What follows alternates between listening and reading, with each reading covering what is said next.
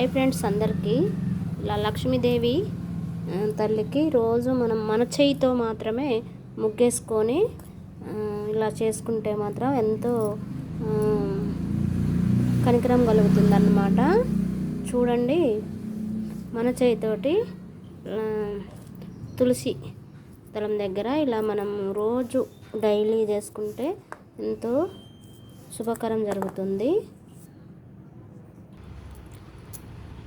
ఇలా చేయడం వల్ల లక్ష్మీ కటాక్షము మనకి అష్ట ఐశ్వర్యాలు ఉంటాయన్నమాట. ఇక్కడ మనం తులసి దళం దగ్గర పద్మ ముగ్గు వేసాము చూడండి. అలా రోజు వేసుకోవడం వల్ల లక్ష్మీ కటాక్షాలు ఎప్పటికీ మనకి వెళ్ళవేళలా దేవుని ఆశీస్సులు ఉంటాయి.